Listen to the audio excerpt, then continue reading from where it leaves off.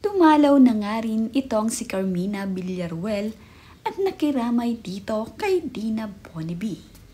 Hindi naman nga inaasahan at talaga namang nalulungkot pa itong si Dina Bonnevie sa pagpanaw ng kanyang asawa na si DB.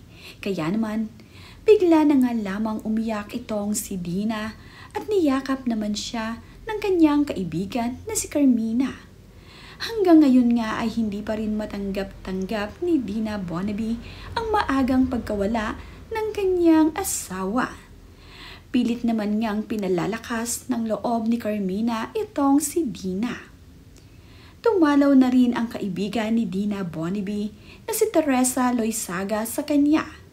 At kagaya pa nga rin ng mga nakaraan ay malungkot pa rin itong si Dina. Kitang-kita nga sa kanyang mga mata ang kalungkutan.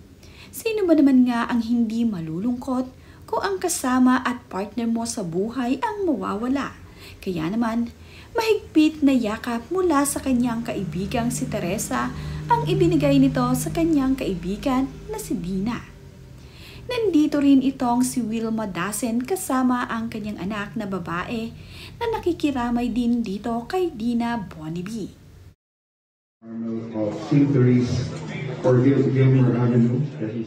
Patuloy pa rin nga ang dagsa ng mga dumadating dito sa lamay ni DB.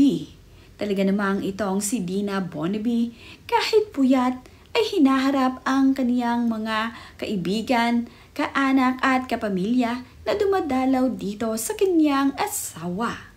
Kitang-kita nga ang dami ng tao na mga naroroon. Maraming ang nagmamahal dito kay former Congressman DB Sabelliano. Marami rin ang nagpaabot ng mga bulaklak dito sa kanila. Ito na ngang si Dina Bonnevie ngayon ay patuloy na nagluluksa sa pagkawala ng kanyang pinakamamahal na asawa. Nakaalalay naman sa kanya ang kanyang anak na sina Danica at Oyo Soto.